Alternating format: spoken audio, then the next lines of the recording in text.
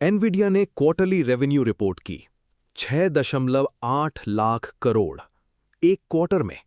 सिर्फ नंबर समझते हैं आज, क्योंकि ये नंबर्स एक्स्ट्रा ऑर्डिनरी हैं। बात करते हैं एक ऐसी कंपनी की जो लिटरली एआई का बैकबोन है, एनवीडिया, टिकर NVDA।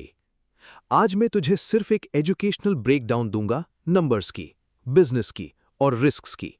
कोई एडवाइस नहीं, सिर्फ समझना। तो शुरू करते हैं। पहले क्वार्टरली नंबर्स।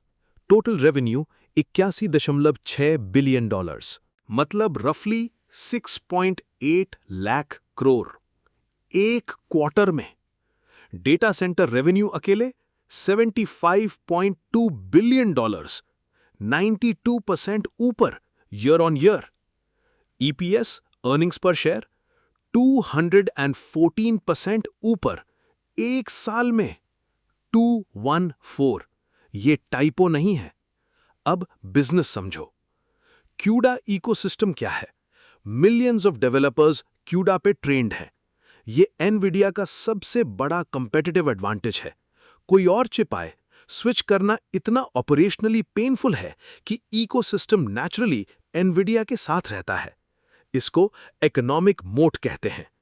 बैलेंस शीट कैसी है? Debt to equity 0.05, practically zero debt. Free cash flow 48.6 billion dollars, gross margin 74.9%। Capital return, company ने 80 billion dollars share buyback authorise किया।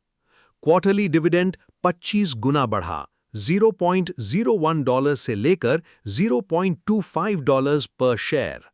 ये नंबर्स कंपनी की फाइनेंशियल हेल्थ डिस्क्राइब करती हैं, ये कोई रिकमेंडेशन नहीं है। अब रिस्क्स, और ये इंपॉर्टेंट है।